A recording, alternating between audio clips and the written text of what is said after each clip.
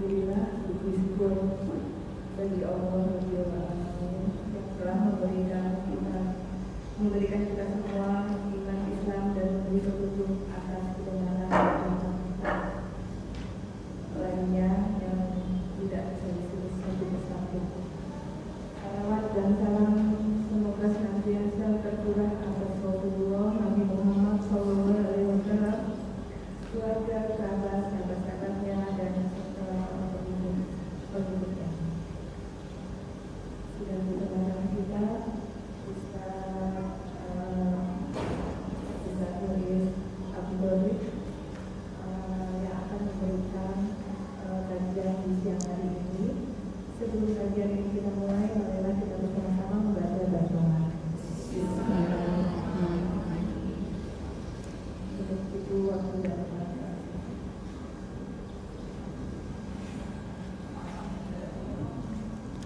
Bismillahirrahmanirrahim. Assalamualaikum warahmatullahi wabarakatuh. Alhamdulillah, nahmaduhu wa nasta'inuhu wa nastaghfiruh wa na'udzu billahi min syururi anfusina wa sayyiati a'malina. May yahdihillahu fala mudilla lahu wa may yudlil fala hadiya lahu. Asyhadu an la ilaha illallah wahdahu la syarika lahu wa asyhadu anna Muhammadan 'abduhu wa rasuluh. Sallallahu alaihi wa ala alihi wa sahbihi wa sallama tasliman katsira. Ya ayyuhalladzina amanu ittaqullaha haqqa tuqatih wa la tamutunna illa wa antum muslimun. Ya ayyuhan nasu taqu rabbakumul ladzi khalaqakum min nafsin wahidah wa khalaqa minha zawjaha wa batha minhuma rijalan katsiran wa nisaa'a wattaqullaha alladzi tasaaluna bihi wal arham innallaha kana 'alaikum raqiba. Ya ayyuhalladzina amanu taqullaha wa qulu qawlan sadida yuslih lakum a'malakum wa yaghfir lakum dhunubakum wa may yuti'illaha wa rasulahu faqad faza fawzan 'azima. Fa in asdaqal hadithi kitabullah wa khairal hadi hadi Muhammadin sallallahu alaihi wasallam wa syarrul umuri muhdatsatuha fa inna kulla muhdatsatin fi dinillahi bid'ah wa kullu bid'atin dhalalah. Alhamdulillah, kita bersyukur kepada Allah Subhanahu wa ta'ala. Allah memberikan kita nikmat untuk senantiasa beribadah kepada Allah. Salah satu ibadah yang Allah berikan kesempatan pada kita untuk siang hari ini adalah menuntut ilmu. Menuntut ilmu adalah ibadah. Menuntut ilmu adalah ibadah. Jadi nuntut ilmu itu bukan berarti kalau orang nuntut ilmu berarti bukan beribadah. Nuntut ilmu itu sendiri adalah ibadah, sehingga tidak bisa dipisahkan antara ilmu dan ibadah. Kenapa nuntut ilmu itu ibadah? Karena berpahala. Tidak mungkin sesuatu yang berpahala bukan ibadah. Maka itu dipegang aja biar lebih kedengaran. Oh gitu. Dilepas aja. Dilepas saja. Iya.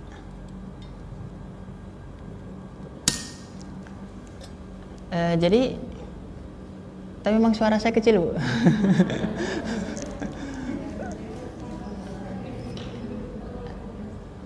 Di mana-mana ngeluhkan begitu. Ustadz, suaranya kecil.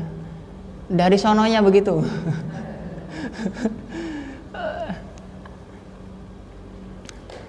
Barakallahu fikum.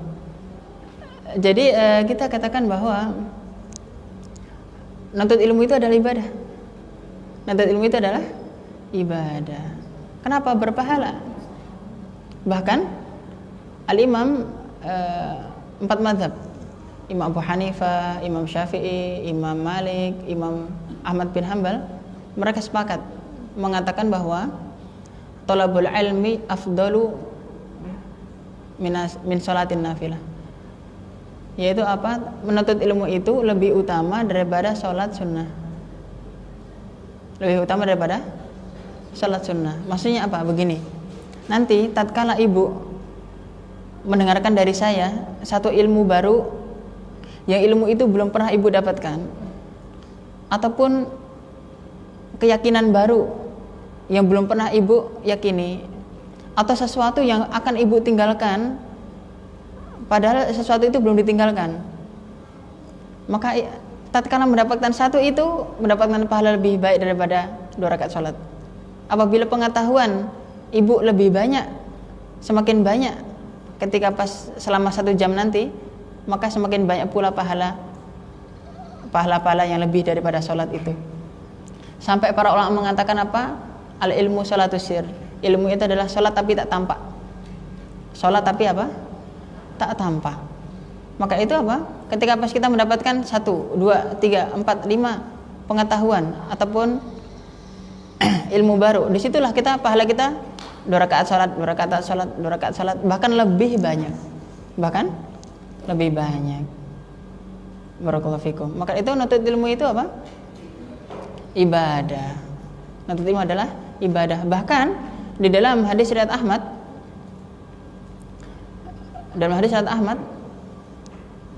nuntut ilmu itu termasuk menghapuskan dosa. Apa hadisnya? Majtama'a qaumun yadhkurunallaha azza wa jalla illa nada munadin minas sama qumu maghfuran lakum qad buddilat sayyi'atukum hasanatin. Apa artinya? Mohon diperhatikan. Ini hadis ini bagus sekali. Saking bagusnya, bagus sekali. Luar biasa. Tidaklah satu kaum yang mereka berkumpul untuk mengingat Allah, maksudnya untuk menuntut ilmu. Illa, melainkan nada munadin minas sama, akan ada penyeru dari langit. Penyeru dari langit ini maksudnya malaikat. Nanti tatkala kita sudah selesai dari majelis ilmu ini, nanti akan ada malaikat yang bicara apa? Qumu maghfuran lakum. Berdirilah kalian dari majelis kalian itu dalam kondisi sudah diampuni dosa-dosa kalian. Allahu akbar. Qad buddilat sayyi'atukum hasanatin. Telah diganti keburukan-keburukan kalian dengan kebaikan. Subhanallah. Hadis sahih riwayat siapa? Ahmad dalam musnadnya. Luar biasa. Subhanallah. Artinya apa? Jadi kita ini sekarang ini, saya duduk di sini, ibu duduk di sana. Bukan di sana ya. Ibu di depan saya, maksud saya. Apa? Kita sekarang ini sedang menghapuskan dosa-dosa. Subhanallah. Sampai saya teringat barakallahu fikum, Syekh Muhammad bin Shalih Al-Utsaimin rahimahullah. Beliau pernah agak gimana begitu sama muridnya. Ya Syekh, nak, kamu paham gak apa yang saya katakan? Gak paham Syekh. Kalau begitu kenapa kamu nuntut ilmu apabila kamu gak paham? Apa kata si murid? Saya ingin menghapuskan dosa-dosa saya, Ustaz. Masya Allah. Jadi seseorang itu apa? Di dalam majelis ilmu, entah dia paham atau nggak paham, tetap diampuni dosa-dosanya. Tapi apabila dia memahami apa yang disampaikan oleh pemateri, itu memiliki keutamaan lebih. Keutamaan lebihnya apa? Dapatkan pahala yang lebih baik daripada sholat tadi. 1, 2, 3. Andai kata misalkan saya menyampaikan satu hadis yang belum pernah ibu dengar, atau meyakini sesuatu yang belum pernah ibu yakini, 1, 2, 3, 4, 5, berarti lebih. Maka dari itu beda pahalanya antara yang ngantuk sama gak ngantuk. Beda. Sama-sama diampuni dosanya, sama-sama diampuni, tapi kok pahalanya beda. Kenapa? Usahanya beda. Usahanya yang pertama, yang satu melek gini, yang satu barakallahu fikum. Sampai di dalam hadis riwayat Muslim dikatakan apa? Dikatakan apa? Ketika para penuntut ilmu itu sudah selesai dari majelisnya, Allah Ta'ala berfirman kepada malaikat, laqad ghafartu lahum, aku telah ampuni mereka. Habis begitu ada malaikat mengatakan, ya Allah, Ada fulan, dia cuman mampir saja, tapi nggak niat nuntut ilmu. Mungkin cuman ya di sini ya yang penting ketemu sama teman, bisa ngerumpi atau ngerumpiin arisan atau apa, misalkan. Tapi berada di majelis ilmu, dia tetap diampuni juga. Allah Ta'ala firmankan apa? Humul julasa alladzi la yashqa jalisuhum. Mereka adalah teman-teman duduk yang tidak akan sengsara siapa yang duduk dengan mereka. Allahu Akbar. Maka itu ini. Maka waktumu habis untuk apa? Untuk nuntut ilmu. Waktumu habis untuk apa? Untuk nuntut ilmu. Materi kita itu kan untuk apa? Untuk nuntut ilmu. Ya. Barakallahu fikum. Maka dari itu iya. Seseorang itu jika ingin hidupnya bahagia harus nuntut ilmu. Seseorang jika ingin hidupnya bahagia harus nuntut ilmu. Kenapa? Kadar amal seseorang tergantung pada ilmu. Kadar amal seseorang sesuai tergantung pada seberapa banyak ilmunya. Ya iyalah. Semakin berilmu semakin beramal. Semakin gak berilmu semakin gak beramal kan? Tadi kita keluar dari rumah kita ucapkan bismillah tawakkaltu 'alallah la haula wala quwata illa billah. Tadi ngucapin enggak? Ngucapin.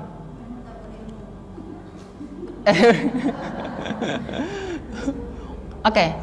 Ngucapin ya. Sekarang saya tanya apa keutamaan mengucapkan bismillah tawakkaltu 'alallah la haula wala quwata illa billah?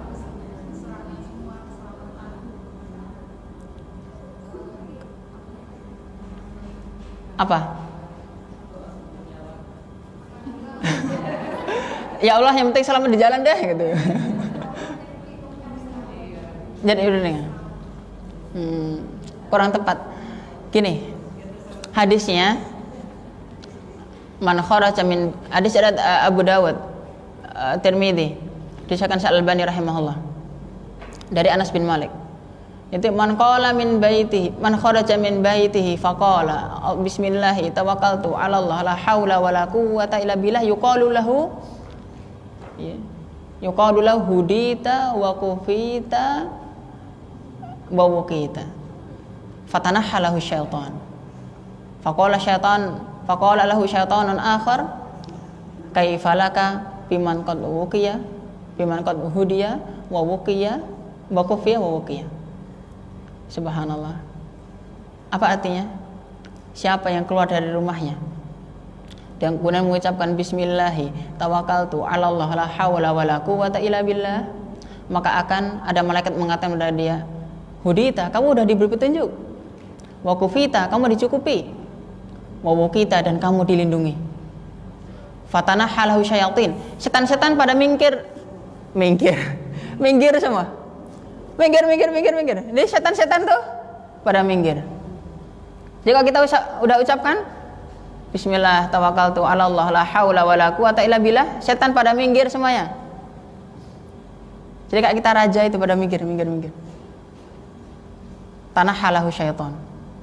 Wa qala lahu syaitanun akhar, kemudian setan yang lain mengatakan apa?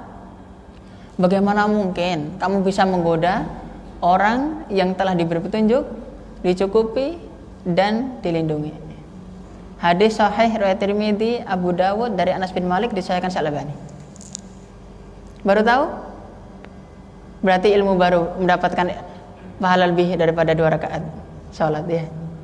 Ya kan? Maka itu jangan lupa mengucapkan itu. Ini ilmu sederhana tidak? Sederhana. Ya. Sederhana sekali. Bahkan ilmu sederhana pun terkadang kita luput daripada kita ya. Ilmu yang sederhana pun terkadang luput daripada kita. Maka itu hal yang paling mendasar bagi kita sebagai seorang muslim dan mukmin untuk menghabiskan waktu kita itu, kita ya harus banyak-banyak nuntut ilmu. Udah. Baca, nonton YouTube ustadz, ikuti Facebook saya. dan seterusnya. Iya. Barakallahu fikum. Iya. Pokoknya banyak-banyak nuntut ilmu pokoknya. Kenapa? Semakin banyak kita nuntut ilmu, ya, semakin kita banyak nuntut ilmu maka kita semakin banyak beramal ya. Semakin banyak beramal. Bahkan kadang luput dari diri kita ini apa ilmu-ilmu yang sederhana-sederhana. Ya, barakallahu fikum. Ucapkan misalkan sebelum masuk kamar mandi, ucapkan apa? Apa yang kita ucapkan apabila kita masuk kamar mandi? Allahumma inni a'udzubika minal khubuthi wal khaba'ith. Cukup itu? Sebelumnya Bismillah ya, Bismillah. Bismillah dulu baru Allahumma inni a'udzubika minal khubuthi wal khaba'ith. Andai kata belum hafal Allahumma inni a'udzubika minal khubuthi wal khaba'ith, cukup Bismillah. Tapi banyak yang lupa ternyata. Banyak yang lupa. Sampai begini, ada ibu-ibu yang ngaji sama saya bilang begini, Ustadz, saya itu sering lupa, saking jadi ada ibu-ibu cerita begini, udah ngaji sama saya. Habis begitu, saya ajarin Bismillah dulu sebelum masuk kamar mandi.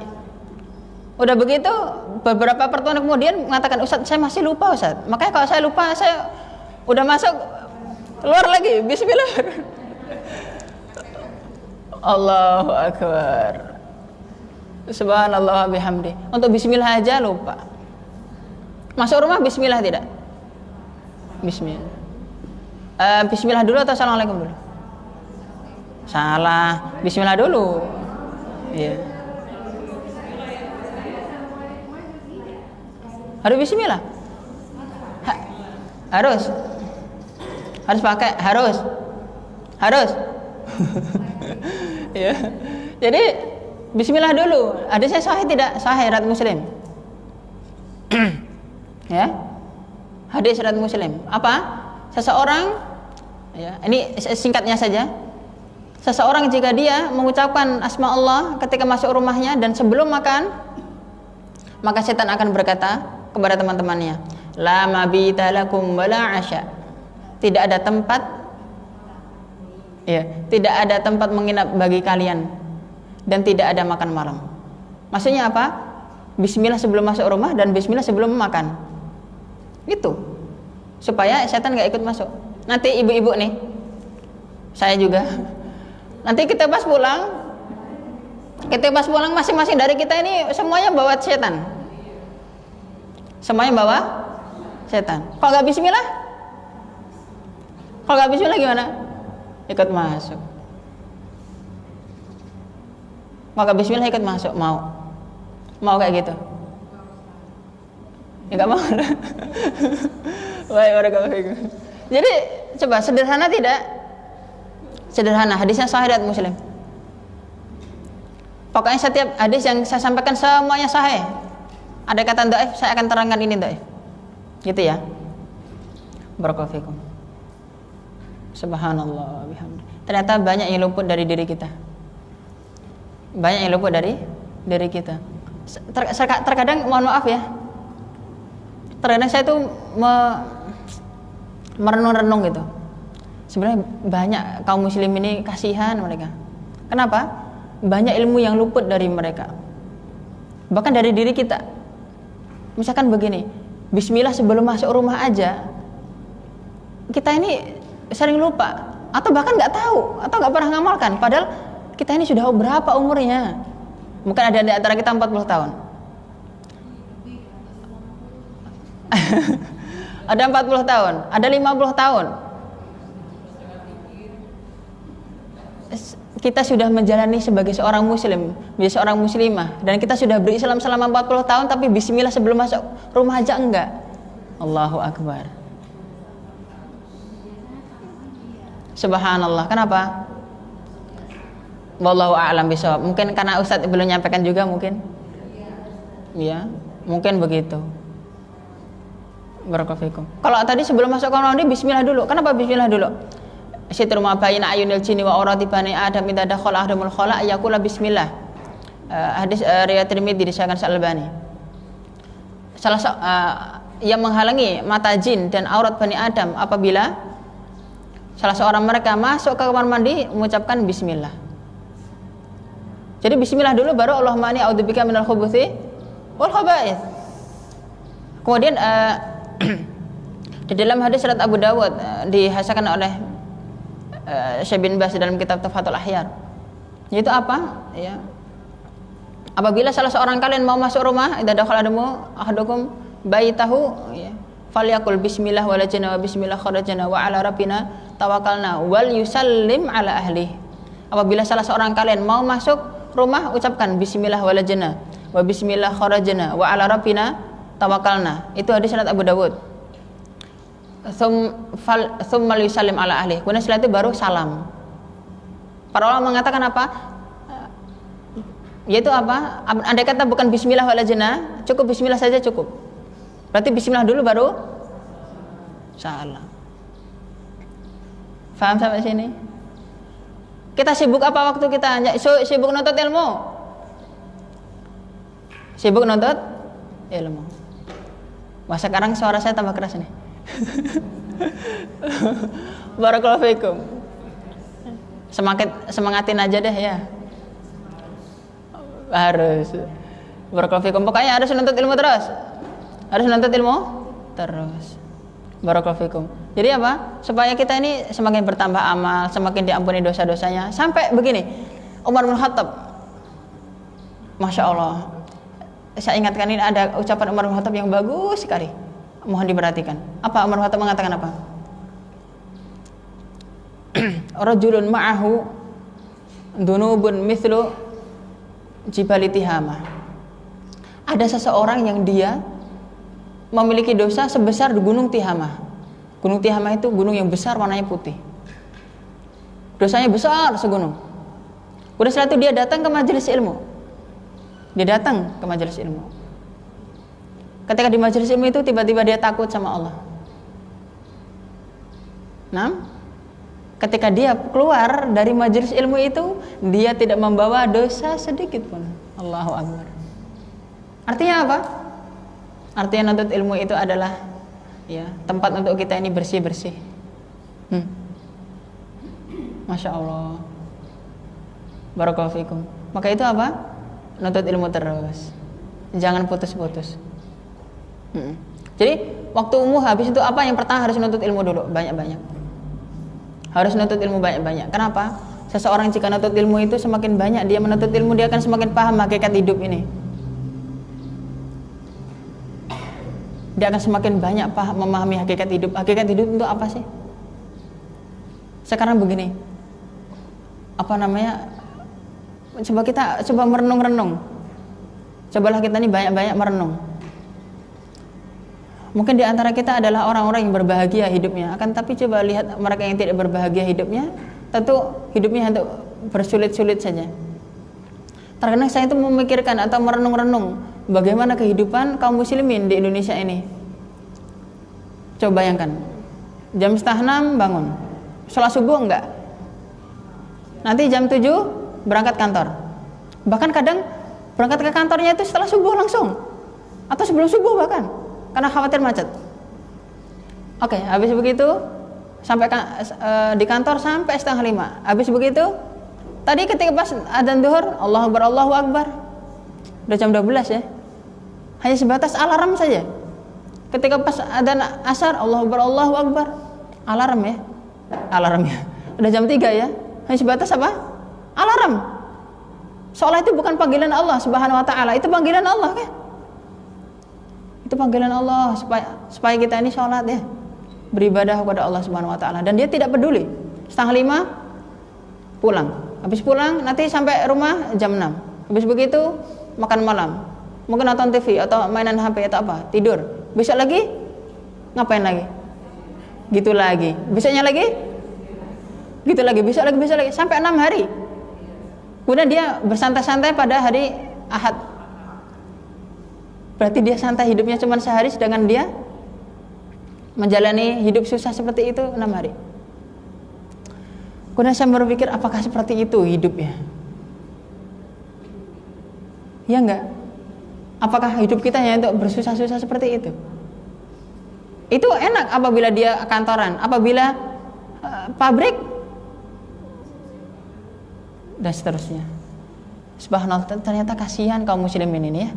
Banyak di antara mereka hidup, menjalani hidup tapi tidak paham bagaimana menyikapi hidup.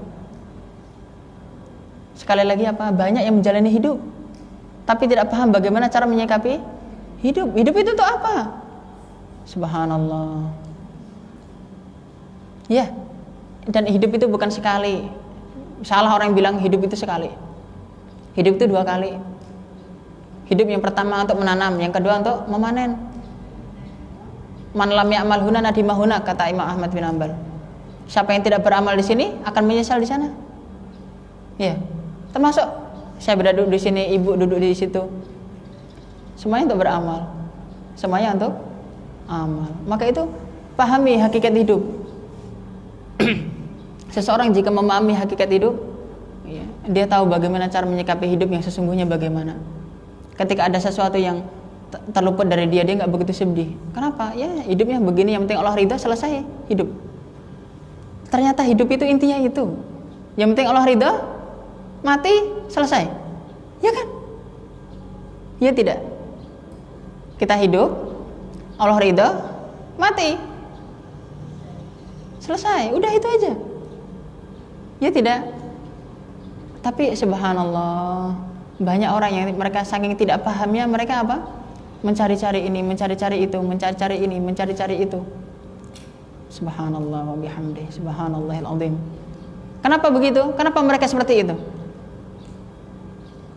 Kenapa mereka seperti itu? Kok menjalani hidup kayak gitu? Banyak nggak sih kayak gitu? Banyak nggak? Banyak banget ya? Kenapa mereka bisa seperti itu? Soalnya nggak ngaji di sini.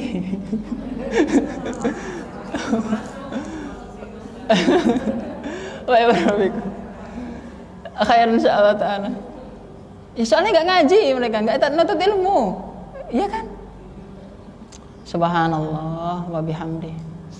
Kasihan terkadang ya. Kasihan terkadang kaum muslimin di Indonesia ini. Banyak nggak paham makna hidup. Subhanallah wa bihamdi. Ya. Baik, barakallahu fikum. Itu nasihat saya. Tuntut ilmu yang banyak. Tuntut ilmu yang banyak. Barakallahu fikum. Masih banyak ilmu yang kita belum tahu, masih banyak. Barakallahu fikum. Bahkan ilmu-ilmu yang sederhana bahkan itu terluput dari diri kita. Ya. Apalagi ilmu-ilmu yang besar. Masalah-masalah hukum-hukum dan seterusnya. Ya. Akan tapi cukuplah kita ini untuk ilmu sesuai apa yang kita butuhkan ya. Membuat kita selamat di dunia, di akhirat. Alhamdulillah. Begitu. Barakallahu fikum. Subhanallah wa bihamdi subhanallah azim. Kemudian banyak-banyaklah merenung ya. Banyak-banyaklah apa? Merenung. Ternyata merenung itu penting ya. Penting banget. Abu Darda ya, radhiyallahu anhu mengatakan apa? Tafakkuru sa'ah afdalu min qiyamil lailah. Bertafakkur sejenak itu lebih baik daripada sholat semalam suntuk. Tafakur itu apa sih? Merenungi kehidupan. Ya, merenungi kehidupan. Jadi masing-masing kita ini harus apa? Baik-baik merenung ya. Merenungi ciptaan Allah ya. Sambil kita jalan, sambil kita naik motor, sambil apa? Mereka yang ngamen-ngamen itu misalkan peminta-minta atau apa, sambil renungi deh. Ya Allah, kenapa ya hidup dia seperti itu? Alhamdulillah saya masih bisa naik motor sedangkan dia nggak punya motor. Banyak-banyak merenung. Itu merenung itu subhanallah. Merenung itulah amalan hati. Amalan hati.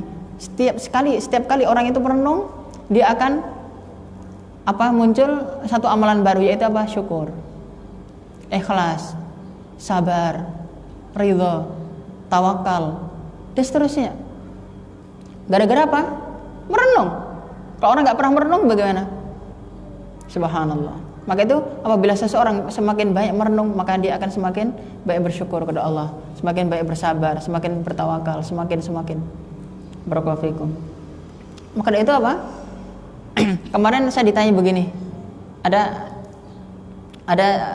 yang ngejapri saya, Ustadz, apa yang Ustadz lakukan apabila sedang hati gundah gulana gitu? Hati gundah, hati sedih atau apa? Iya, baru kemarin, ya. Pertanyaan begitu. Yang saya lakukan adalah saya akan jalan kaki saya bilang. Saya jalan kaki sambil melihat orang-orang miskin, sambil lihat orang-orang pengemis, pemulung, begitu. Hidup mereka seperti itu ya. Udah hidup susah, lebih susah lagi apabila mereka tidak beribadah kepada Allah Subhanahu wa taala. Ketika seperti itu, kemudian kita muncullah syukur. Alhamdulillah ya Allah. Allah memberikan saya kecukupan, Allah memberikan saya kecukupan. Allah memberikan saya nikmat, Allah memberikan saya ini. Bertafakur. Maka itu memang betul apa yang dikatakan oleh Abu Darda tadi. Merenung sejenak itu lebih baik daripada, lebih utama daripada sholat semalam suntuk. Kemudian para tabi'in pernah bertanya kepada istrinya Abu Darda. Siapa istri Abu Darda? Ummu Darda. Iya. Siapa istrinya Ummu Darda? Betul. Dan Ummu Darda adalah ulama dari kalangan perempuan. Ummu Darda ditanya oleh para tabi'in, ya Ummu Darda, wahai Ummu Darda, ayu amalin aktsara fihi Abu Darda, amalan apa yang paling banyak dilakukan oleh Abu Darda? Apa jawaban Ummu Darda? Tafakur. Apa? Tafakur, merenung. Subhanallah wa bihamdi. Kenapa? Orang yang apabila merenung itu nanti buahnya adalah iman. Buahnya adalah iman. Apalagi kita ini merenung kehidupan kita ini. Sekarang cobalah saya ajak merenung sedikit. Sekarang saya berbicara di sini, ibu mendengarkan di situ. Kenapa kita di sini? Kenapa juga saya di sini? Kenapa ya? Kenapa saya nggak di Saudi atau saya nggak di Eropa? Kenapa saya nggak di Amerika? Kenapa ya? Dan kenapa juga saya masih hidup? Kenapa juga ibu masih hidup? Ibu masih hidup kan? Iya masih hidup. Ya iyalah. Barakallahu fikum. Coba, kenapa juga kita masih hidup? Oh karena kita dilahirkan oleh ibu kita. Kenapa begitu?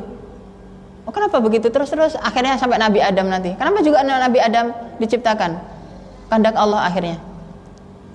Akal kita nggak akan sampai. Tapi kita sudah menjalani hidup. Kita sudah menjalani hidup, tapi akal kita nggak sampai untuk memahami hidup ini. Akhirnya apa? Jika kita tidak mampu, akal kita nggak mampu untuk memahami hidup ini, kembalikanlah kepada Allah Subhanahu Wa Taala. Kembalikanlah kepada Allah. Akhirnya apa? Akhirnya, yang penting Allah ridho sama aku. Ujung-ujungnya itu. Karena kita, subhanallah, kalau saya pribadi yang saya amalkan, saya apabila di satu tempat begitu saya akan banyak merenung. Subhanallah, kenapa ya saya di sini ya? Misalkan saya di Ciamis misalkan, kenapa kok saya bisa di Ciamis ini ya? Apakah saya bergerak sendiri ataukah Allah yang menggerakkan? Begitu. Akhirnya tetap aja akal tidak sampai, kita kembalikan kepada Allah Subhanahu wa taala. Ya. Barakallahu fikum. Banyak-banyak apa? Merenung. Sampai di luar negeri sekalipun, nanti ibu dimudahkan untuk umroh lagi misalkan. Umroh, Masya Allah. Nanti di Mekah, kenapa saya di Mekah ini? Kenapa nggak di Indonesia? Dan kenapa sekarang? Kenapa nggak kemarin? Kenapa nggak setahun kemarin? Kenapa nggak tahun depan? Dan seterusnya. Banyak-banyak apa? Tafakur. Banyak-banyak apa? Tafakur. Tafakur itu bukan bengong ya. Tafakur itu apa? Bukan bengong, bukan ngalamun. Ya, bukan. Tafakur itu adalah berpikir, merenung. Dan dengan merenung itulah kita sampai satu titik, yaitu bersyukur kepada Allah, atau bersabar, atau ridho, atau tawakal, atau ikhlas, apalagi berharap kepada Allah Subhanahu wa taala, takut sama Allah Subhanahu wa taala, dan seterusnya. Nah, setelah merenungi kehidupan, merenungi apa? Merenungi kubur. Setelah kita merenungi kehidupan, merenungi kubur. Subhanallah, nanti kita dikubur sendirian, ya, bersama amal kita, tidak ada ya seorang pun yang bersama kita, ya. Subhanallah. Apabila seseorang itu seorang mukmin, nanti apabila dia sampai dikubur, subhanallah, maka akan diluaskan kuburannya sejauh mata memandang. Kemudian diberi cahaya, subhanallah. Kemudian setelah itu apa? Kuburan dibuat wangi. Setelah itu dia ditemani oleh seseorang yang rupawan, yang ganteng. Kemudian kita tanya, siapa kamu? Aku adalah amalmu yang soleh. Kemudian setelah itu setiap pagi dan sore ditunjukkan kepada dia, inilah tempat kamu di surga. Apabila sudah demikian, maka dia akan berdoa kepada Allah, ya Allah percepatlah hari kiamat. Itulah nikmat kubur nanti. Apabila adab kubur, seseorang yang gak pernah ibadah, bahkan orang kafir, naudzubillah min dzalik, apabila dia sudah sampai di kuburan, apa yang akan dilakukan oleh kubur? Kubur akan menghimpitnya hingga tulang rusuk antara satu dan yang lain saling bertabrakan. Setelah itu apa? Setelah itu kuburannya dibuat gelap, kemudian dibuat berbau. Kemudian setelah itu ditunjukkan kepada dia tempatnya di neraka pagi dan sore. Sebagaimana surat Ghafir, an-naru yu'raduna 'alaiha ghuduwwan wa 'ashiyya wa yaumal qiyamati adkhilu ala fir'auna asyaddal 'adzab. An-naru, neraka itu, yu'raduna 'alaiha, akan diperlihatkan kepada Fir'aun dan bala tentaranya. Ghuduwwan wa 'ashiyya, setiap pagi dan sore. Wa yaumal qiyamati, dan pada hari kiamat, adkhilu ala fir'auna asyaddal 'adzab. Masukkanlah ya Fir'aun dan bala tentaranya ke adab yang pedih. Jadi ketika di kuburan sudah ditunjukkan dulu, nih kuburan nanti tempat kamu di neraka. Naudzubillah min dzalik. Dan dia ditemani oleh seorang yang buruk rupanya. Kemudian ditanya, siapa kamu? Aku adalah amalmu yang buruk. Kemudian dia berdoa kepada Allah, ya Allah, janganlah engkau percepat hari kiamat. Coba kita renung-renungi kubur itu. Setelah kita merenungi kehidupan, kita merenungi kubur. Nanti kubur sendirian kita, subhanallah wa bihamdi. Apabila kita bisa ini beramal soleh banyak-banyak, mengucapkan la ilaha illallah di akhir ayat kita, masya Allah, subhanallah. Akan tetapi apa? Tidak, seseorang itu akan meninggal dunia sesuai dengan bagaimana ia hidup. Yamutul mar'u ala ma'asya alaih. Seseorang itu akan mati sesuai dengan bagaimana ia hidup. Wa yub'atsu ala ma mata alaih, dan dia akan dibangkitkan sesuai dengan bagaimana cara ia mati. Sekali lagi, ini kaidahnya. Orang mati sesuai bagaimana ia hidup, dan dibangkitkan sesuai dengan bagaimana ia mati. Maka itu kalau orang yang mati dalam kondisi minum khamar, ada tidak? Ada. Saya tuh sampai heran, subhanallah. Ada orang minum khamar dicampur autan, terus campur toban, oli toban. Coba, astagfirullah, itu akalnya di mana itu? Saya jadi teringat Imam Ibnu Jauzi mengatakan begini, ada orang-orang yang Allah berikan akal tapi Allah cabut fungsi akalnya itu. Ada orang-orang yang Allah berikan akal tapi Allah cabut fungsi akalnya. Salah satunya seperti itu, minum khamar nggak cukup, tambahi autan, tambahi oli toban, akhirnya mati dia. Astagfirullah, kenapa nggak oli tobannya langsung aja kan? Astagfirullah, kayak gitu cuman biar dibilang keren gitu. Nih saya kuat. Astagfirullah wa atubu ilaih. Dan dia akan dibangkitkan sesuai dengan bagaimana ia mati. Akan dibangkitkan sesuai dengan bagaimana ia mati. Maka itu ada orang yang dia mati dalam kondisi sujud ya, karena memang dia terbiasa seperti itu. Ada orang yang mati dalam kondisi membaca Al-Quran tiba-tiba meninggal dunia, ya, memang dia seperti itu. Ya, subhanallah. Ada seorang ulama di Saudi, Syekh bin Baz, tahu Syekh bin Baz? Syekh Abdul Aziz bin Baz rahimahullah rahmatan wasi'ah. Beliau itu orang yang subhanallah, para murid-muridnya bercerita, Syekh bin Baz itu adalah orang yang tidak pernah meninggalkan zikir. Jadi tidak pernah 5 menit kosong tanpa zikir. 5 menit aja nggak pernah. Subhanallah. Dan memang saya pernah ketemu dengan muridnya Syekh bin Baz. Namanya Syekh Dr. Mubarak Asy-Syarif. Ketika pas menemani beliau cerita bagaimana Syekh bin Baz itu. Dia ucapkan terus subhanallah walhamdulillah wala ilaha illallah akbar, subhanallah walhamdulillah wala ilaha illallah wallahu akbar, terus begitu. Sampai suatu ketika salah seorang muridnya bercerita begini. Ini Syekh bin Baz sedang di majelis fatwa, Jadi ada yang bertanya, ya Syekh, apa hukumnya ini, apa hukumnya itu, ya. Ketika pas orang itu sambil tanya, Syekh bin Baz sambil subhanallah walhamdulillah wala ilaha illallah subhanallah. Ketika pas sibuk dengan zikirnya, beliau mengucapkan, tolong ulangi lagi tadi pertanyaannya apa. Ketika pas mengulangi lagi, ucapin lagi subhanallah alhamdulillah. Syekh bin Baz rahimahullah jika telepon, ya, sambil nunggu tut itu enggak diangkat-angkat, sambil subhanallah walhamdulillah. Coba bayangkan. Kalau kita kan gimana? Tut enggak diangkat-angkat gimana? Yang beda. Subhanallah. Dan bagaimana tahu meninggalnya bagaimana?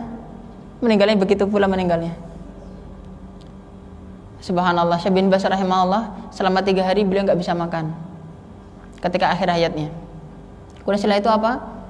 Ketika pas hari terakhir malam di mana beliau meninggal dunia, beliau tiba-tiba terbangun. Pas terbangun biasa subhanallah walhamdulillah wala ilaha illallah subhanallah. Terus tidur lagi. Ya. Habis begitu apa? Beliau bangun lagi. Pas bangun ucapkan lagi subhanallah. Tertawa dulu. Tiba-tiba apa? Tertawa.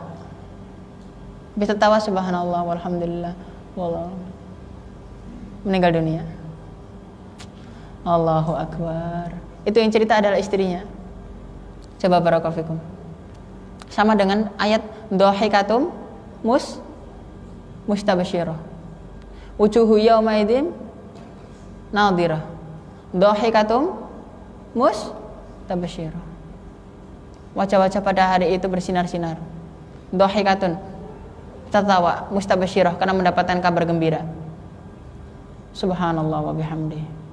Sesuai dengan bagaimana cara sebagaimana cara hidupnya, bagaimana hidupnya seperti itu. Hidupnya seperti itu. Subhanallah. Bahkan ada sesuatu yang gimana ya, luar biasa lah. Syekh Abdul Aziz bin Baz rahimahullah, saya itu mengulang-ulang terus bagaimana kehidupan beliau itu luar biasa. Coba beliau bangun langsung subhanallah walhamdulillah. Kalau kita bangun apa? Lihat WhatsApp, siapa yang nge-WhatsApp kan? Siapa nih WhatsApp nih? Iya kan? Atau kalau nggak gitu lihat jam, baru 1:03 ya, tidur lagi sampai jam 3:30 mungkin atau 4:30. Allahu akbar, subhanallah wa bihamdi. Ya seperti itulah, memang jauh sekali. Subhanallah. Maka itu ada salah seorang muridnya Syekh Utsaimin. Ya, muridnya Syekh bin Baz namanya Syekh Utsaimin. Syekh Utsaimin punya murid ulama besar di Saudi. Syekh Utsaimin kata itu setelah Syekh Utsaimin meninggal dunia, dilihat dalam mimpi. Muridnya mengatakan apa? Ra'aitu Syekhana Ibnu Utsaimin yata'u rijlaihi fi nahril jannah. Aku melihat Syekh Ibnu Utsaimin sedang meletakkan kedua kakinya di sungai surga. Masya Allah. Fasa'altuhu. Dan aku pun bertanya kepada beliau, "Ana Syekh bin Baz?" Mana Syekh bin Baz? Apa kata Syekh Utsaimin? Fil fawq ma nara. Di atas sana kita enggak lihat. Allahu akbar. Subhanallah. Kalau kita ini menceritakan kehidupan orang-orang soleh itu, ya Allah, kita ini merasa jauh sekali. Ya. Barakallahu. Kenapa begitu? Karena mereka lebih berilmu daripada kita. Karena mereka lebih berilmu daripada kita. Subhanallah. Barakallahu. Beberapa bulan yang lalu saya ngisi pengajian di Pasar Induk. Nah, di Pasar Induk itu saya mampir dulu ke musola kecil gitu. Di musola kecil itu. Di situ saya mendapati bapak-bapak lagi bersihin musola itu. Saya senyumin dan seterusnya. Dia kayak nggak peduli gitu sama saya kata itu, nggak meduliin gitu. Akhirnya saya bilang, Pak saya santri Pak. Oh gitu, oh iya. Jadi kayak santri itu kayak sakti gitu ya. Iya, barakallahu fikum. Langsung dihormati. Iya. Barakallahu fikum. Jangan ngaku ustaz. Ustaz belum tentu dihormati, kok santri malah dihormati kadang. Barakallahu fikum. Dia takut kualat mungkin. Kalau nggak hormati santri kualat ya. Oke, barakallahu fikum. Terus apa namanya? Saya dengan saya senyumin, Masya Allah Pak, ya bersih Pak ya, gitu.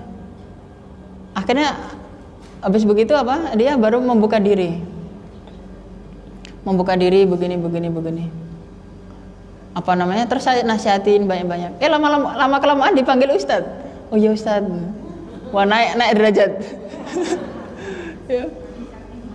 Oke, barakallahu fikum. Beliau bilang apa? Bilang begini.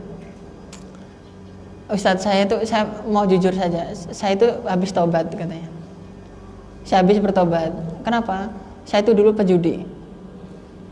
Yang membuat saya bertobat adalah ketika saya berjudi, saya melihat dengan mata kepala saya sendiri teman saya meninggal dunia dalam kondisi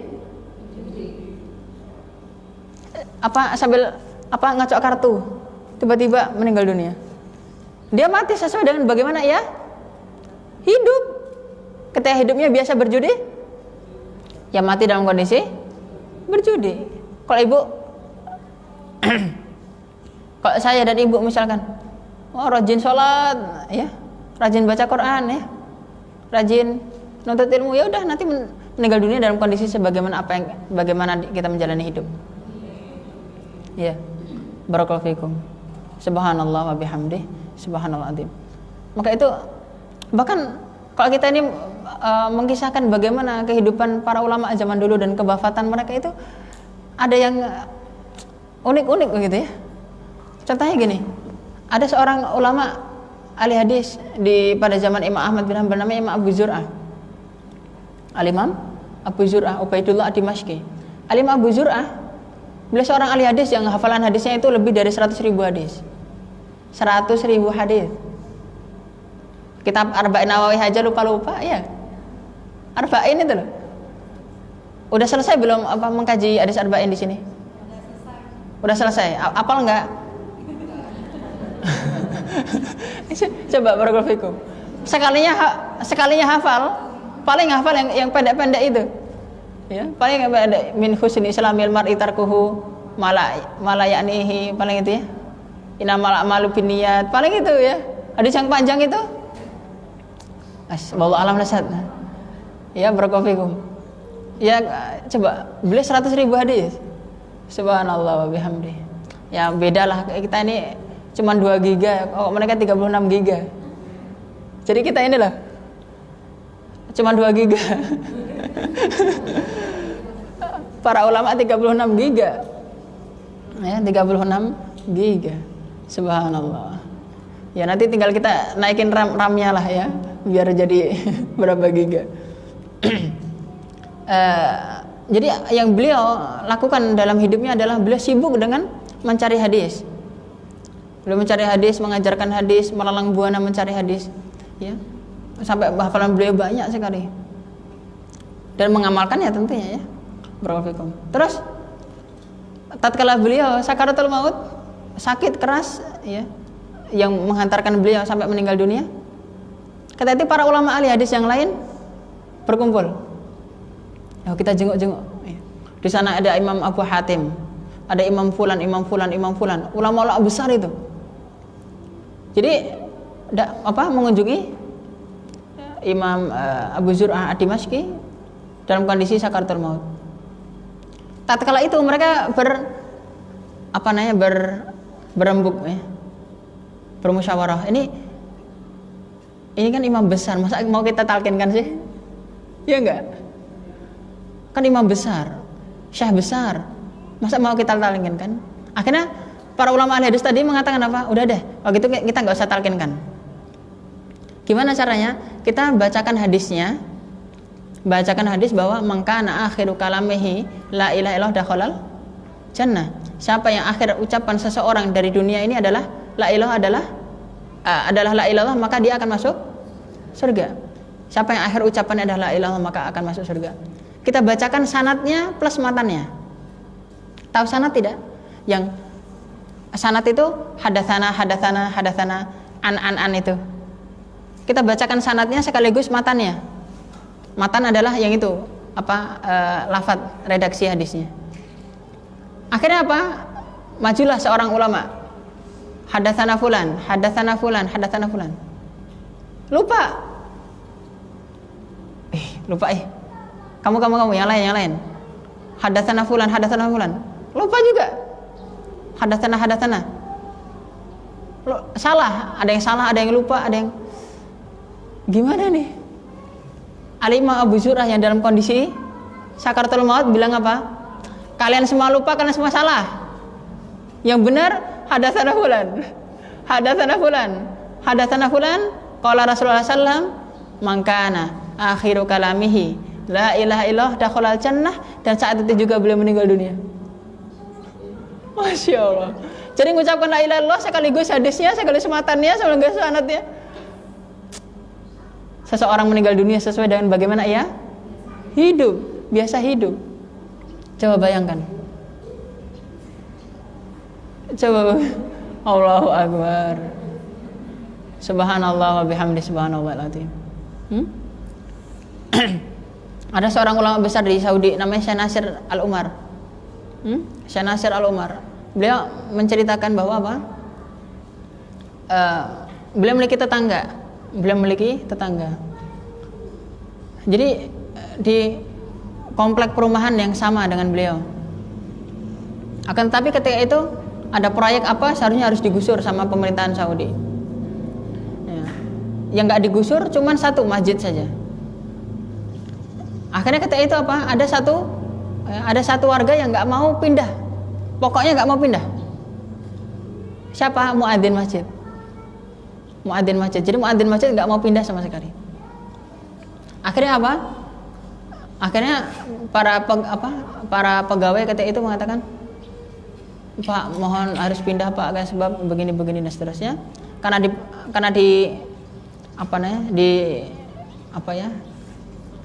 agak didesak begitu. Akhirnya beliau mengatakan, baiklah, nggak apa-apa saya pindah. Akan tapi syaratnya adalah kalian sebelum duhur jemput saya ke rumah dan jemput lagi ba'da isya. Jadi beliau duhur, asar, maghrib, isya di masjid supaya bisa adzan. Coba, nggak mau meninggalkan adzan sama sekali. Allahu Akbar, subhanallah wa bihamdih, subhanallahil azim. Akhirnya apa? Yaudah dilakukan itu.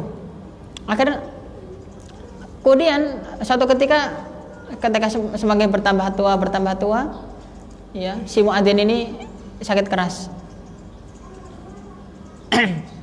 Kemudian berada di rumah sakit itu dalam kondisi tidak sadar.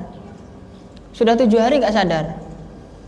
Setelah 7 hari nggak sadar, kemudian tiba-tiba dia bangun.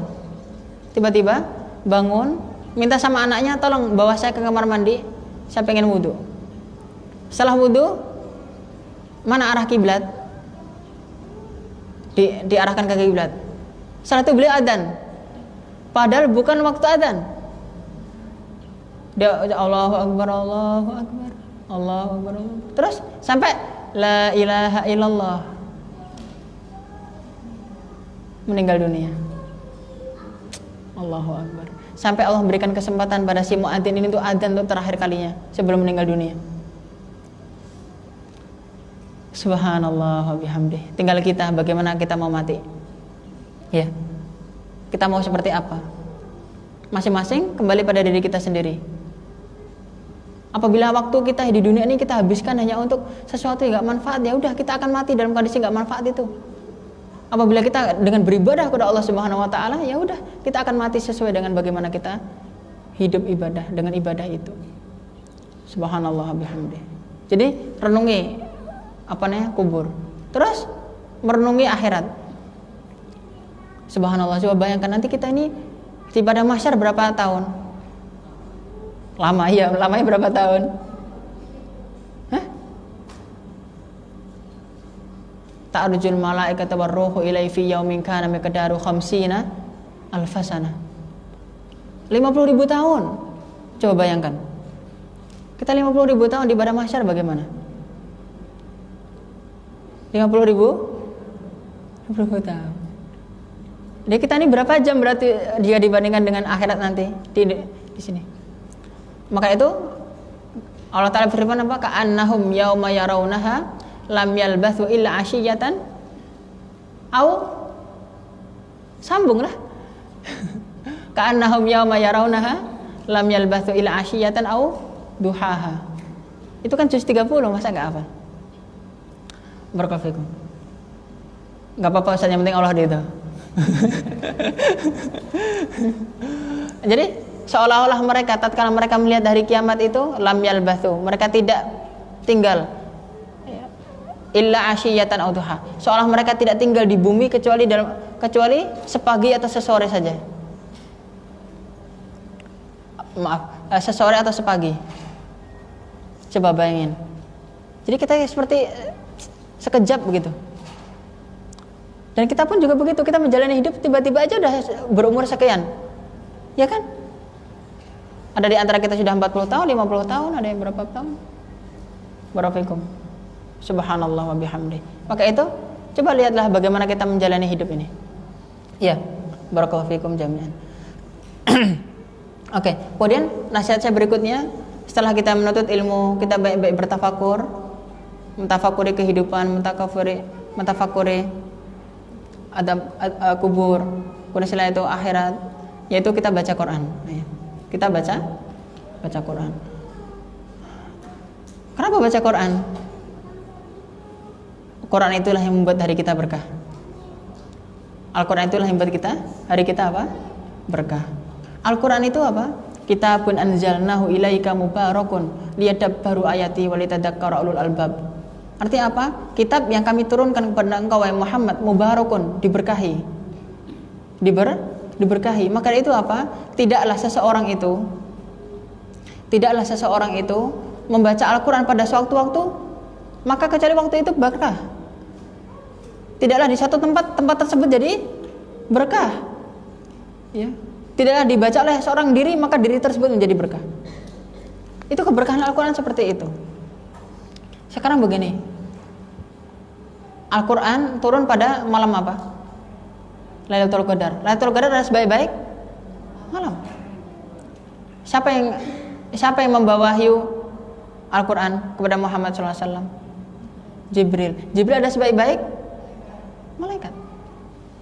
Iya. Bulan apa turun? Ramadan. Ramadan adalah sebaik-baik bulan. Kepada siapa turun? Nabi Muhammad SAW. Beliau adalah sebaik-baik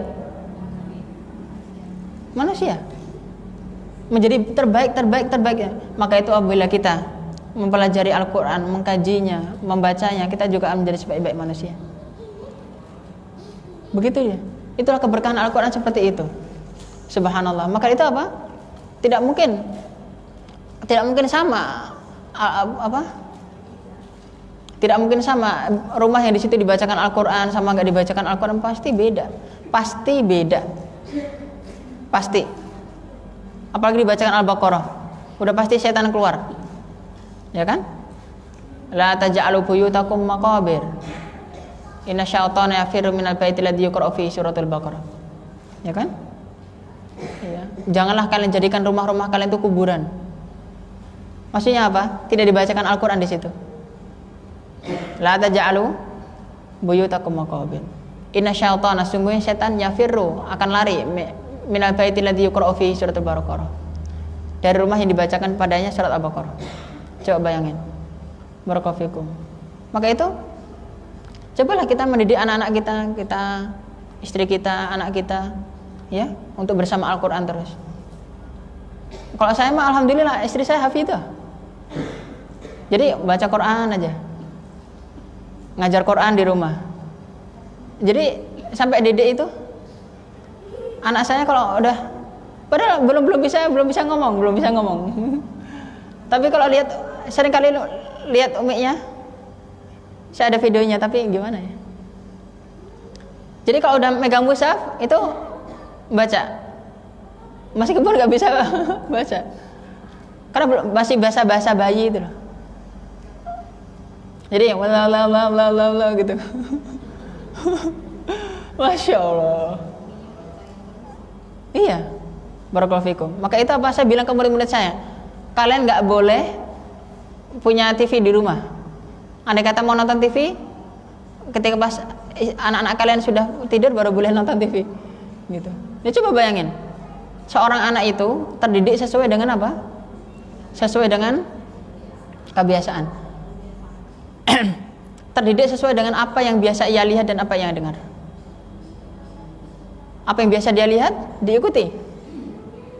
Apa yang biasa lihat diikuti. Coba bayangkan apabila seorang ibu setiap kali dilihat anaknya lagi megang HP, setiap kali dilihat anaknya lagi nonton TV, yang dilihat drakor lagi, drama Korea. Astagfirullah. Gimana coba? Nanti anaknya pecinta drakor. Astagfirullah wa atubu ilaih. Sampai apa nama-namanya lagi? Ya, barakallahu fikum. Kadang saya tuh miris ya Allah, ini ibu-ibu ini ngasih anaknya HP, udah mainan HP, udah yang penting dia anteng. Aduh, astagfirullah. Jadi yang didik anaknya siapa? HP. Ini gimana coba, astagfirullah. Astagfirullah wa atubu ilaih. Maka itu nggak boleh, ya. Kapan-kapan, ya. Kapan-kapan. Nggak tahu saya diundang lagi apa enggak ini, ya. Andai kata diundang lagi, kita bicara masalah parenting bagus ya. Ya, barakallahu. Bagaimana cara didik anak? Barakallahu. Nanti saya kasih tips-tipsnya. Barakallahu. Ya, seperti itulah. Alhamdulillah. Jadi seperti itu. Ya, begitulah. Udah ya? Atau masih ada? Tanya jawab. Sampai jam 3? Oh gitu ya? Oh ya udah. Oke, barakallahu. Nanti ada tanya jawab enggak? Oh udah, ada barakallahu. Berarti 15 menit lagi nih. Oke, barakallahu. Lebih enggak apa-apa. Oke, barakallahu. Gini. Saya ajak berpikir sedikit. Tadi saya ajak merenung, sekarang saya ajak berpikir sedikit. Misal tadi saya minta banyak-banyak baca Al-Quran, karena Al-Quran itu akan memberikan keberkahan. Al-Imam Abdiyah Al-Maqdisi mengatakan apa? Saya dinasihati oleh paman saya. Beliau mengatakan apabila kamu semakin baca Al-Quran akan semakin dimudahkan urusan-urusan kamu. Maka dari itu apa? Setiap kali saya membaca 5 juz, maka Allah mudahkan urusan saya. Maka saya tambah lagi menjadi 10 juz, maka Allah semakin mudahkan urusan saya. Maka itu apa? Apabila ibu, saya bilang nih, silahkan ibu setiap hari membaca 1 juz. Apabila udah ibu membaca 1 juz, tunggulah kemudahan apa yang pada hari itu akan ibu dapati. Kok begitu? Saya pengalaman kalau udah baca 1 juz itu kayak, coba tunggu apa kemudahannya? Hah? Sebentar, cuma setengah jam. Atau yang 40 menit lah. Ya kan? Subhanallah, apabila memang kenapa begitu? Sekarang saya pahamkan dulu gini.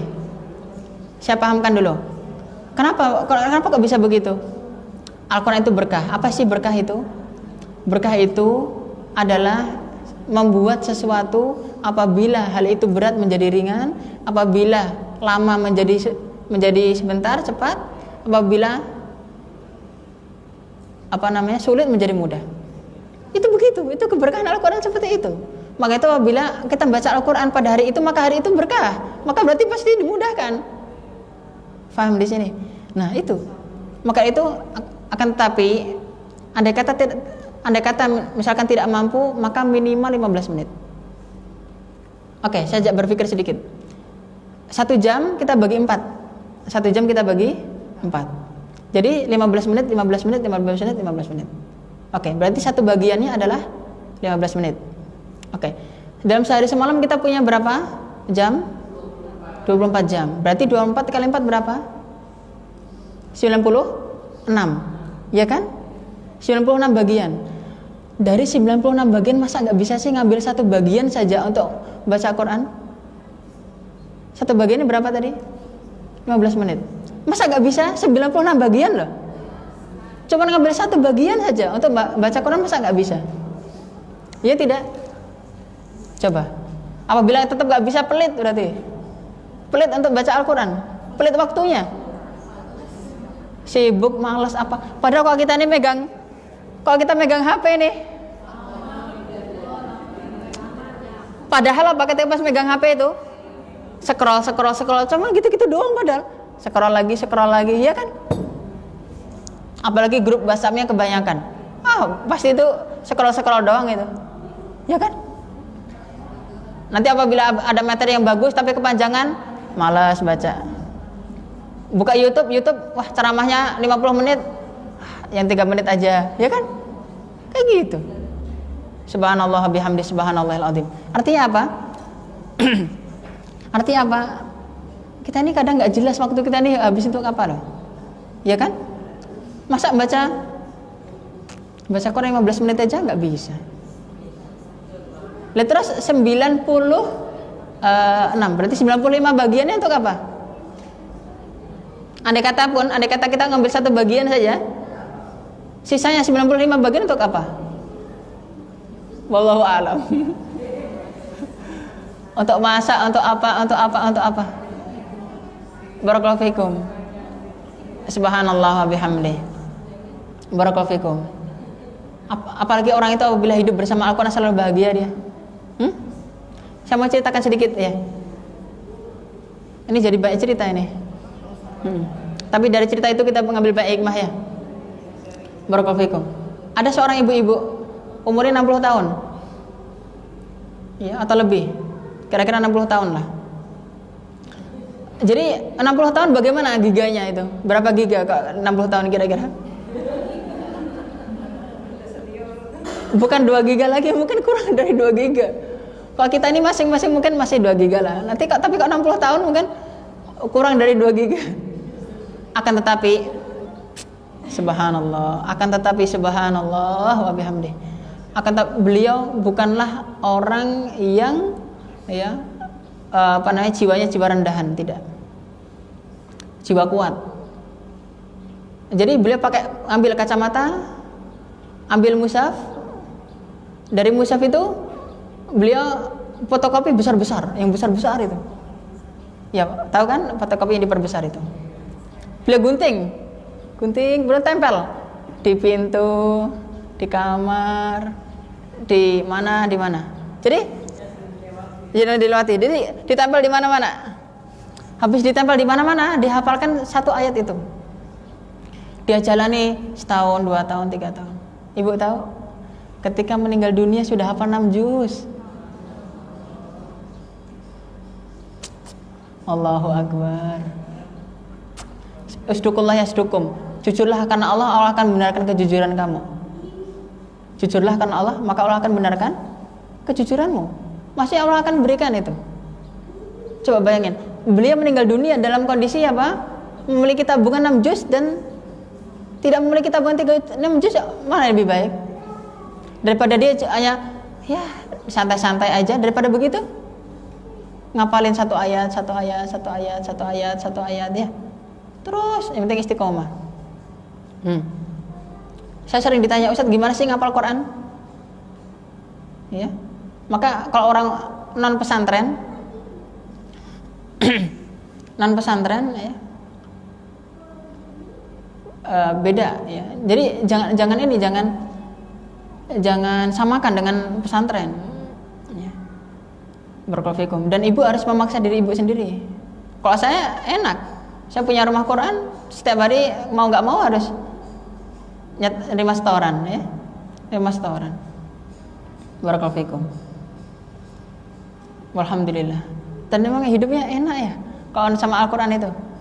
Masya Allah. Gak pernah hidup susah, beneran saya hidup gak pernah susah. Andai kata susah dikit langsung dimudahkan sama Allah. Itu pengalaman saya itu. Masya Allah. Alhamdulillah. Hidup bahagia terus, nggak pernah susah. Susahnya itu apabila kita ingat dosa-dosa kita aja itu. Astagfirullah wa atubu ilaih. Barakallahu fikum. Tapi alhamdulillah Allah mudahkan segala urusan. Barakallahu fikum.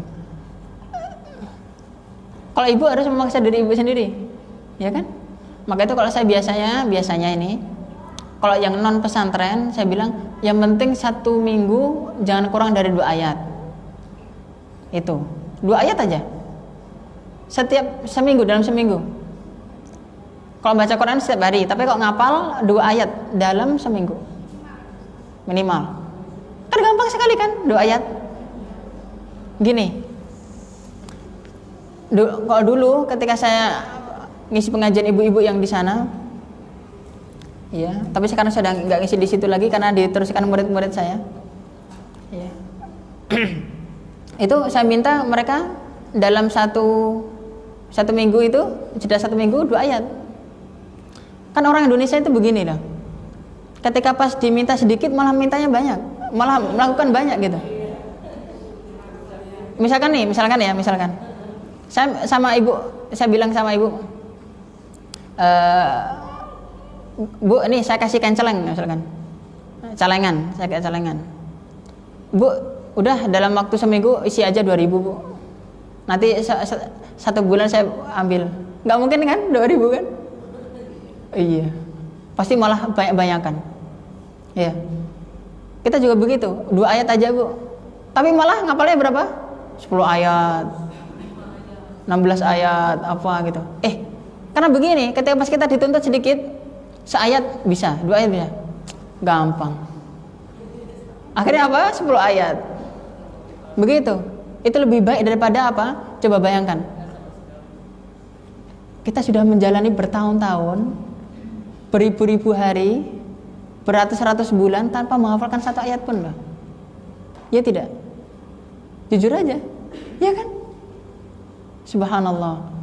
Beribu-ribu hari, bahkan berpuluh ribu hari mungkin tanpa menghafalkan 1 ayat pun. Daripada begitu, ya udah, setiap 1 minggu sekali 2 ayat.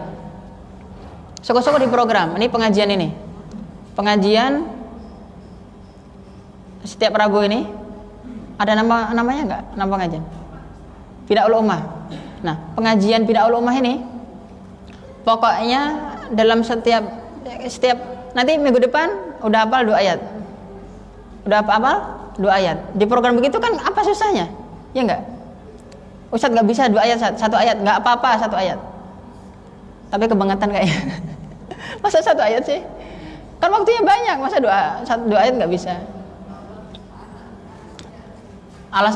Ingat, orang itu ngapal Quran itu gampang. Tapi sulit bagi orang yang punya banyak alasan. Ya. Ngapal Quran itu apa? Gampang, tapi sulit bagi orang yang punya banyak alasan. Itu. Dan ingat, saya diingatkan oleh seorang guru saya, ngapal Quran itu nggak perlu otak yang cerdas. Bahkan Al-Quran nggak bisa dihafalkan oleh orang yang cerdas, tapi bisa dihafalkan oleh orang yang sabar. Sabar ya. Sabar aja, udah. Barakallahu fikum. Misalkan apa nih surat Tabarak ya? Surat apa? Tabarak. Surat Al-Mulk. Coba apalin coba misalkan. Ya kan? Seayat ya. Kenapa? Oke. Untuk mengakhiri pengajian ini saya akan motivasi ibu semuanya untuk ngapal Quran deh ya. Iya. Terutama apa? Terutama ayat-ayat tertentu atau surat-surat tertentu. Misalkan surat Al-Mulk. Ya. Surat Al-Mulk.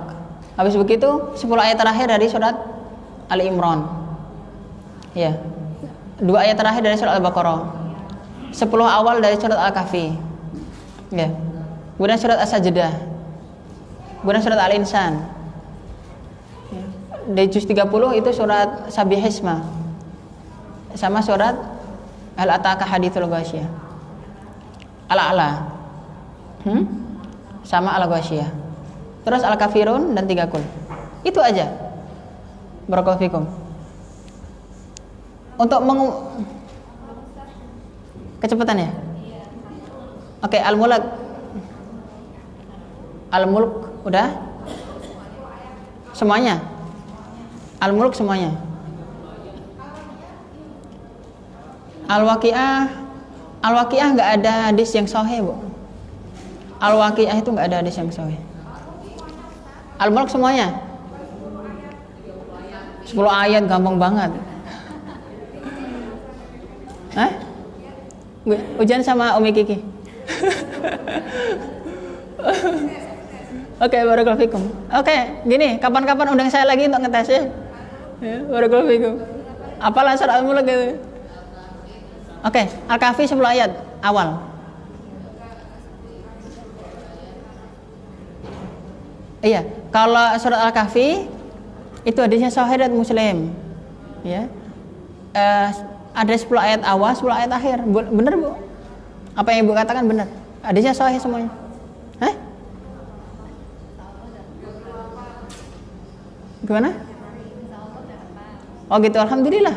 Ya, ada Dajjal baca itu, ya.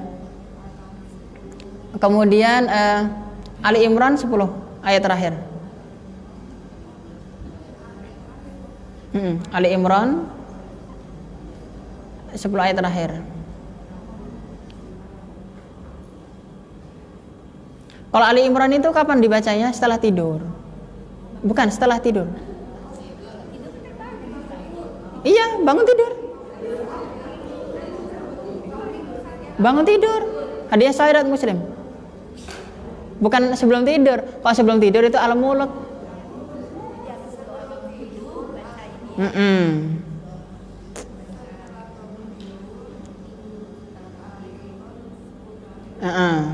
Kalau sebelum tidur Al-Mulk. Kalau setelah tidur Ali Imran 10 ayat terakhir. Kemudian 2 ayat terakhir Al-Baqarah. 2 ayat terakhir Al-Baqarah. Kalau 2 ayat terakhir Al-Baqarah apa keutamaannya?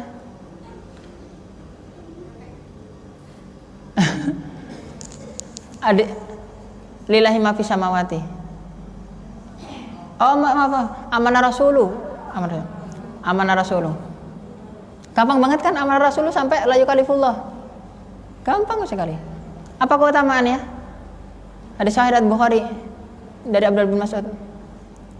Ya, man qara'a bi ayataini min akhir suratil Baqarah fi lailatin kafatahu.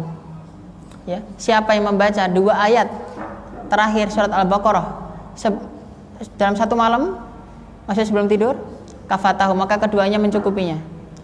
Mencukupinya ini apa? Ada salah satu tafsiran yang subhanallah. Mohon perhatikan, Bu. Salah satu tafsiran kafatahu, tafsir daripada keduanya mencukupinya adalah apabila seseorang membaca 2 ayat terakhir surat Al-Baqarah sebelum tidur, maka cukup baginya untuk tidak perlu sholat malam jika ketinggalan. Coba bayangin, itu salah satu tafsiran ulama. Tafsir, tapi ya bukan, wah nggak usah lah. Kan misalkan kalau ketinggalan ya kan, kecapean apa, wah subuh baru bangun ya, dan seterusnya. Barakallahu fikum. Terus apa lagi? Surat As-Sajdah. As-Sajdah semuanya.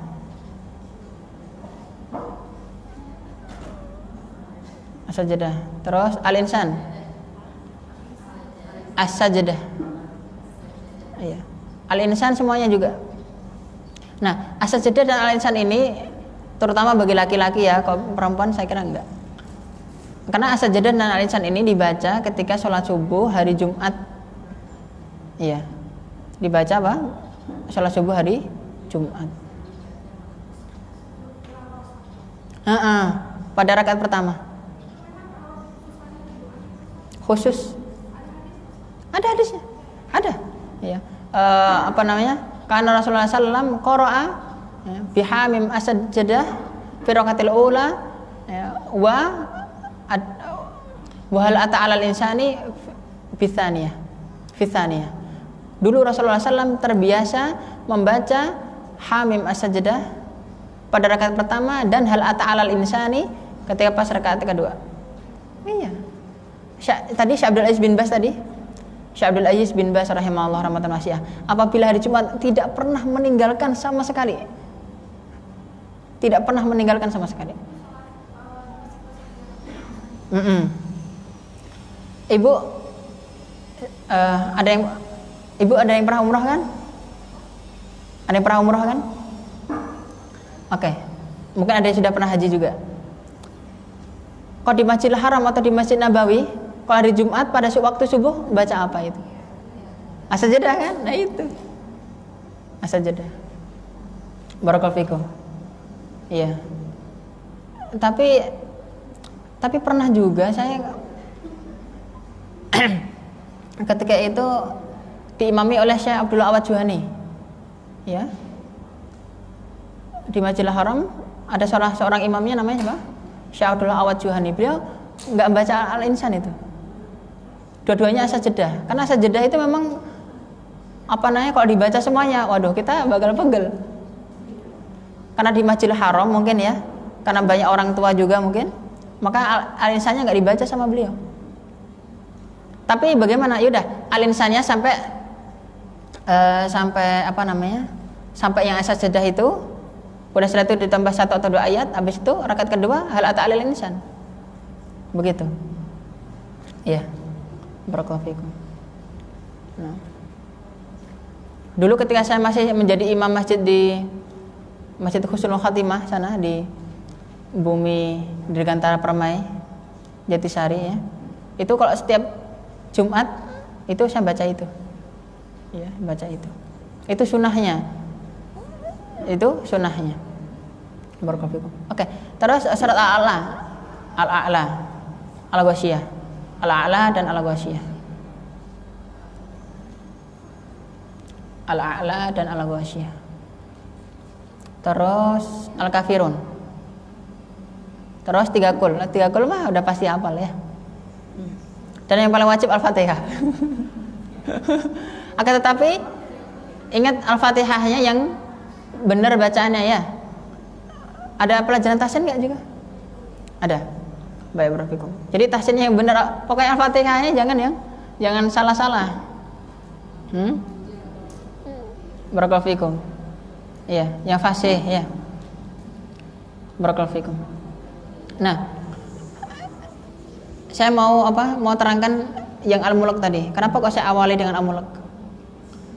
Subhanallah wa bihamdih. Hadis-hadisnya banyak sekali tentang Al-Mulk ini, banyak sekali. Ya. Barakallahu fikum. Inna surat Tabarak. Ya, tudafi'u an ashabiha hatta ghufirallah. Sesungguhnya surat Tabarak itu akan membela siapa yang menghafalnya, ya, sampai orang yang menghafal itu diampuni. Subhanallah. Bayangin. Inna fil Qur'ani 30 ayat. Ya.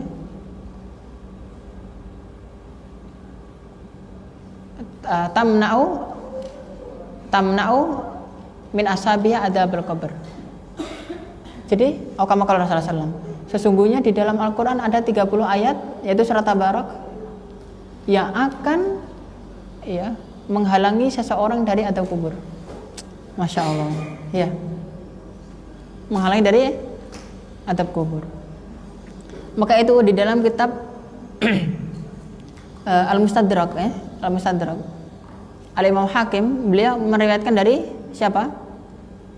Meriwayatkan dari Abdul bin Mas'ud. Abdul bin Mas'ud mengatakan begini. Mohon diperhatikan Ibu, ini Masya Allah. Pokoknya yang penting-penting saya akan bilang mohon diperhatikan Ibu gitu. Ya. Ini penting sekali ya. Abdullah bin Mas'ud mengatakan begini sebagaimana dalam riwayat Mustadrak. Nanti ketika seseorang dia sudah diletakkan di kuburan, maka kemudian datanglah azab dari arah kanannya. Kemudian Tabarak mengatakan, kamu tidak bisa masuk karena sesungguhnya dia suka membaca aku. Allahu Akbar. Kemudian dari arah kakinya dihalangi lagi surat tabarak, kamu tidak bisa masuk karena dulu dia suka menghafalku, suka membacaku. Kemudian dari arah dadanya, kemudian surat tabarak mengatakan lagi kamu tidak bisa masuk karena dia suka membacaku. Maka itu Al-Imam Ibn Abdul Bar, ya, rahimahullah, dalam kitab At-Tamhid mengatakan keutamaan bagi orang yang tidak akan disiksa di kubur bagi orang yang menghafal surat tabarak, atau bagi orang yang berinteraksi dengan tabarak adalah apa? Karena saking banyaknya dia membaca surat tabarak. Itu kata Imam Ibn Abdul Bar. Artinya kok jamaah saya wajibkan itu, pokoknya wajib surat tabarak, wajib apa? Jadi halakoh saya itu wajib surat tabarak itu. Ya, saya juga punya komunitas anak muda namanya Muhajirun Community. Mereka juga begitu, ngapal setoran sama saya. Ustadz, alhamdulillah saya udah 17 ayat, udah setorin sama saya. Ustadz, udah 15 ayat, udah setorin sama saya. Begitu. Surat tabarak pokoknya wajib, hafal, wajib. Ya. Apalagi apa? Apalagi dalam satu hadis, mohon maaf saya terlupakan redaksinya. Tapi maknanya begini, siapa yang dia membaca surat tabarak setiap malam, berarti sebelum tidur, maka dia akan terlindungi dari fitnah kubur. Apa itu fitnah kubur? Saya terangin. Gini, para ulama membuat satu pembahasan khusus, yaitu apa? Al-aminuna min fitnatil qabr. Orang-orang yang aman dari fitnah kubur. Salah satunya adalah apa? Orang yang membaca surat tabarak setiap malam sebelum tidur. Yaitu apa? Aman dari fitnah kubur. Saya pahamkan dulu, apa itu fitnah kubur? Ini penting juga, mohon diperhatikan. Jadi fitnah kubur itu adalah, jadi di dalam kubur itu ada 3. Ada fitnah kubur, ada azab kubur, ada nikmat kubur. Fitnah kubur itu apa? Fitnah kubur itu adalah pertanyaan mungkar nakir. Mungkar nakir. Habis itu baru azab. Habis azab baru nikmat. Habis itu baru nikmat. Maka dari itu Al-Imam Al-Qurtubi beliau menjelaskan dalam kitab At-Tadhkirah itu bahwa setiap orang itu pasti apa? Pasti akan dihimpit. Setiap orang pasti akan dihimpit. Dalam kubur itu pasti. Entah mukmin atau bukan mukmin pasti dihimpit. Akan tetapi bagi yang mukmin setelah itu diluaskan. Baru kemudian mendapatkan nikmat. Maka itu tadi fasenya. Fitnah kubur, azab kubur, nikmat kubur. Nah, orang nikmat kubur yang tadi saya sampaikan tadi panjang. Nah, orang yang aman dari fitnah kubur berarti fitnah dari apa? Fitnah kubur itu tadi apa? Fitnah kubur berarti orang yang suka membaca surat tabarak setiap malam, dia tidak akan ditanya oleh munkar nakir. Jadi nggak usah pakai ujian, langsung masuk. Nggak usah seleksi. Kenapa? Ada orang dalam. Orang dalamnya apa? Surat tabarak. Andai kata ditanya pun, habis begitu diadab pun, dihalangi tadi. Dihalangi. Subhanallah wa bihamdi. Masih belum mau ngapal surat tabarak? Oke, bismillah. Ngapal semuanya. Nanti kapan-kapan saya datang lagi, kita tes. Ya, setoran satu persatu. Al-muluk. Nanti apa? Saya ajak istri saya nanti. Ya.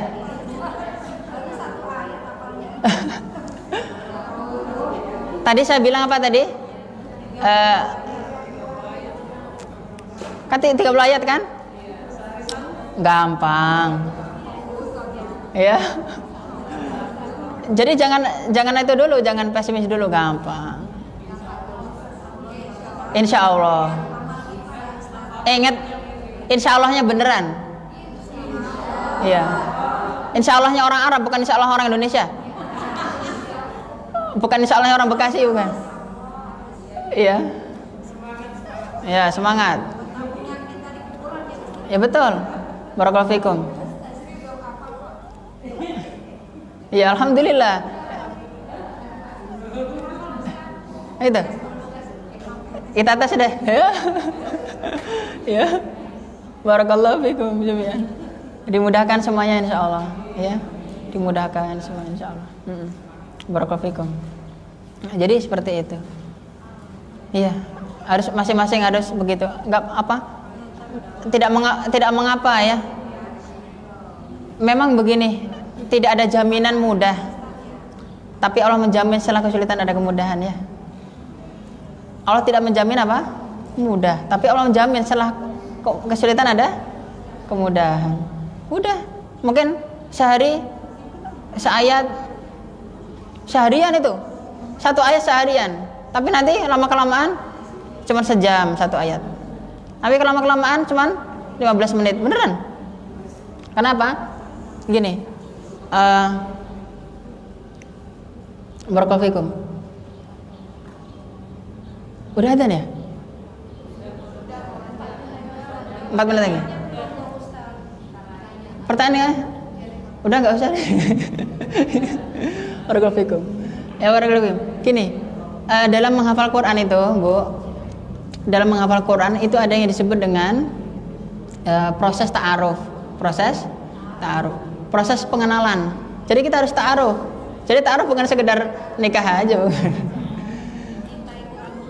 Iya, kita berkenalan dulu dengan Al-Quran.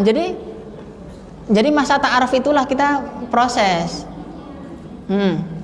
Kan ta'aruf dulu, baru khidbah, baru nikah kan?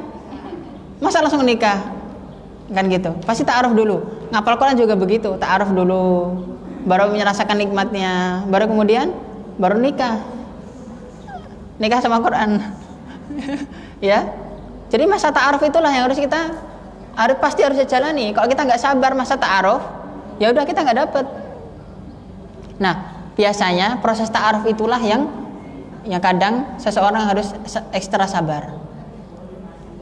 Harus ekstra sabar. Kenapa? Dia berkenalan dengan lafaz-lafaz baru. Dengan lafaz-lafaz baru yang mungkin dia belum pernah dengar atau mungkin belum pernah hafal sama sekali. Biasanya cuma qul huwallahu ahad terus akhirnya dapatlah tabarakalladzi biyadil mulku wa huwa ala kulli syai'in qadir. Oh gitu ya. Alladzi khalaqal mauta wal hayata liyabluwakum ayyukum ahsanu amala wa huwal azizul ghafur. Nanti ayat-ayat agak akhir qul ara'aytum in ahlakana ya Allah wa ma'aya rahimana famayujirul kafirina min adzabin alim. Agak sulit lagi. Ya enggak apa-apa. Namanya juga proses ta'aruf. Tapi ingat, jika kita sudah selesai nih surat Al-Mulk, hafal semuanya, mungkin sekali duduk bisa. Maksudnya sekali duduk, sekali baca langsung bisa 30 ayat. Masya Allah. Habis itu nanti kita ketagihan. Udah deh, mau ngapal apa lagi? Apalagi. Beneran? Gitu. Apabila sudah ta'aruf nanti khidbah nanti. Iya. Jadi ada proses ta'aruf Quran, khidbah Quran dan nikah sama Quran. Barakallahu fikum. Subhanallah wa bihamdih. Mungkin di antara kita ada yang baru proses ta'aruf, ada yang baru proses khidbah. Ya. Mungkin ada di antara kita yang sudah sampai zawaj ya. Saya kira itu ya. Semoga dimudahkan semuanya ya. Barakallahu. Masing-masing harus memiliki apa? Tekad untuk ngapal ya. Harus. Barakallahu. Iya, barakallahu. Nanti kalau nggak gitu, Ustaz, saya pengen main ke rumah. Ya, setoran sama istri Ustaz, nggak apa-apa. Nanti tanya sama Ubi Kiki nanti. Ya. Alhamdulillahirabbil alamin. Mungkin itu saja dari saya minta maaf jika ada salah kata. Ya, semoga manfaat bagi saya pribadi dan ibu-ibu sekalian. Walhamdulillahirabbil alamin. Subhanakallahumma wa bihamdika asyhadu an la ilaha illa anta astaghfiruka wa atubu ilaik. Assalamualaikum warahmatullahi wabarakatuh. Demikian tadi kajian yang kita dengarkan dari Ustaz. Semoga menjadi